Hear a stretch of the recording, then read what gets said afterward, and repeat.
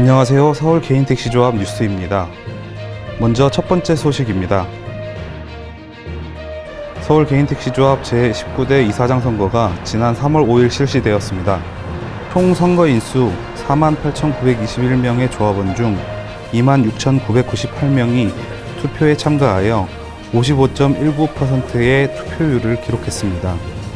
이번 이사장 선거는 6명의 입후보자가 치열한 경쟁을 한 가운데 차순선 후보가 투표수 13,406표, 49.66% 득표율을 얻어 최종 이사장에 당선되었습니다. 차순선 이사장은 당선 인사말을 통해 우리는 1년 2개월 동안 긴 시간을 불의와 싸워 승리했다며 조합원이 어려움을 겪고 있는 택시 자격 유지 검사 제도와 플랫폼 제도를 바로잡기 위해 노력하겠다고 밝혔습니다. 앞으로 차순선 이사장의 행보가 기대됩니다.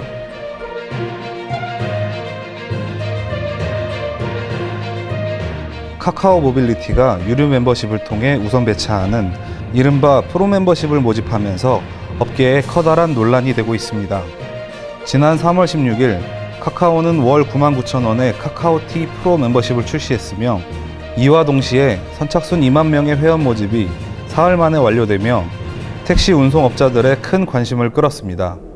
조합원들은 이미 카카오가 가맹 사업자들에게만 호출을 몰아주고 있다는 의심이 큰 가운데 프리미엄 서비스가 개시되자 가맹 사업자들과 동등한 호출을 받고자 반신반의하며 가입한 것으로 추측됩니다. JTBC는 지난 26일 뉴스를 통해 카카오가 호출 서비스의 독점적 지위를 이용해 가맹 사업자에게 우선 배차하는 등 불공정 행위에 대해 폭로했습니다. 조합에서는 이러한 카카오의 불공정 배차 행위에 대한 대책과 택시 플랫폼 사업 발전을 위한 TF팀 모집을 진행하고 토론회와 심사를 거쳐 15명의 위원을 선발했습니다. 2일 발족한 TF팀은 1차 회의를 갖고 현재 처한 택시 현황을 분석하고 카카오의 불공정에 대응할 구체적 방안을 강구하는 중입니다.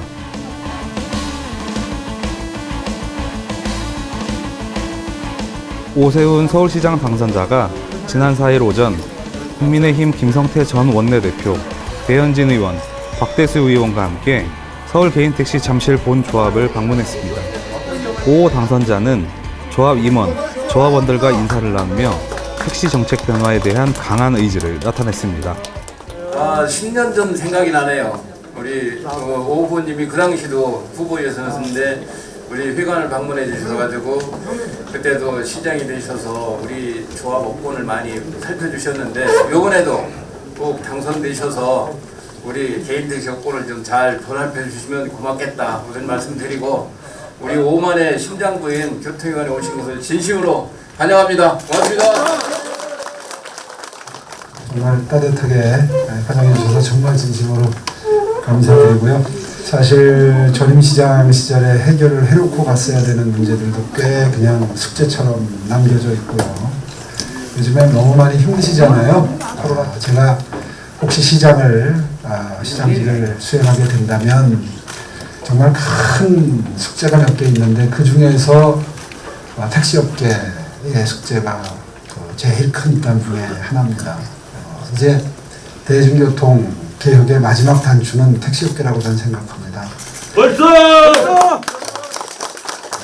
지난 10년 동안 사실 택시 문제를 좀 해결을 했었어야 되는 기간인데 전혀 해결하지 못하고 그냥 뒤로만 밀어놓고 가셨어요. 그래서 깜짝 놀랐습니다. 사실은 이게 여태까지 그냥 그대로 다 남아있구나 이런 생각을 했는데요.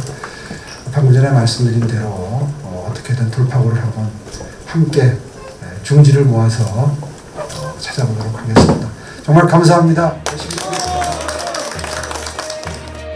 차순선 이사장은 오세훈 당선자에게 대중교통, 택시간 환승 할인 제도 도입, 택시요금 카드 결제 수수료 지원, 택시 호출 플랫폼 시장의 공정경제 실현, 업계 경영 개선을 위한 택시요금 조정 등 건의 내용이 담긴 건의서를 전달하여 구체적인 택시 정책의 변화를 요청했습니다.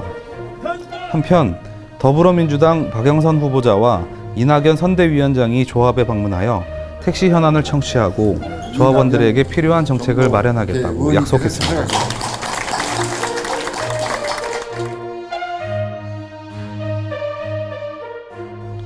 31일 정부는 올해 상반기 중 자발적 합승 서비스를 허용한다는 계획을 발표했습니다. 홍남기 부총리 겸 기획재정부 장관 주재로 비상경제중앙대책본부 회의에서 이 같은 방안을 공개했는데요.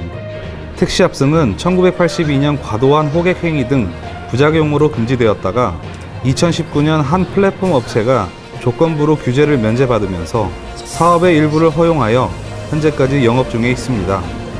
합승의 허용 대상은 먼저 합승을 원하는 고객에게만 허용하고 모바일 앱을 통해 택시를 부르면 동승객이 1km 이내, 경로가 70% 이상 일치해야 하는 등 조건이 맞는 경우입니다. 승객 입장에서 택시 공급이 부족한 심야 시간대에 요금을 나눠 지불함에 따라 교통비용 부담 절감 등 교통편의 증대의 효과가 있을 것으로 예상됩니다. 반면 합승에 대한 우려의 목소리도 나오고 있습니다. 승객들이 코로나19로 대면을 기피하고 범죄에 악용될 수 있다는 불안감이 증폭되는 가운데 이번 합승 정책은 수요가 많은 시간대에 택시의 공급을 늘리는 방안으로 해결해야 할 것으로 생각됩니다.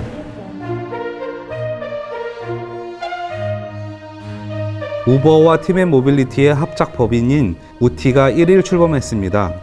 택시 업계에서 카카오의 독주가 지속되고 있는 가운데 두 회사의 동맹이 어떠한 파장을 일으킬지 주목됩니다. 현재 택시 중개업의 경우 카카오의 호출앱 카카오티가 전체 시장의 80%를 차지하고 있는 만큼 쉽게 시장 우위를 점하기 어렵다는 분석입니다. 하지만 우버와 SK텔레콤이라는 대기업이 뒷받침하고 있기 때문에 충분한 가능성을 엿볼 수 있습니다. 플랫폼의 다양화로 조합원들의 선택의 폭도 넓어지고 있지만 수익이 확실히 보장되는지, 부당한 수수료를 내야 하는지 등 장단점을 신중히 고려하여 선택하실 것을 당부드립니다.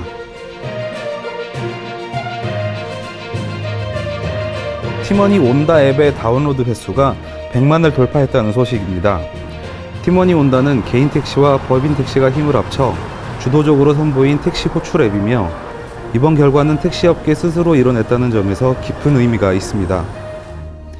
팀원이 온다는 AI 자동 배차 시스템을 통해 가장 가까운 최적의 택시를 승객들에게 1대1로 연결하여 승객의 시간 낭비나 택시의 비용 낭비를 최소화하고 여기에 택시 내부 승객용 단말기를 통한 택시 요금 정보 제공, 앱미터기와 빅데이터를 활용한 새로운 ICT 기술을 활용하여 승객과 기사 모두가 만족할 수 있는 선진 택시 서비스를 위해 박차를 가하고 있습니다. 한편 팀원이는 100만 다운로드를 기념해 승객들을 대상으로 다양한 프로모션을 진행할 예정입니다.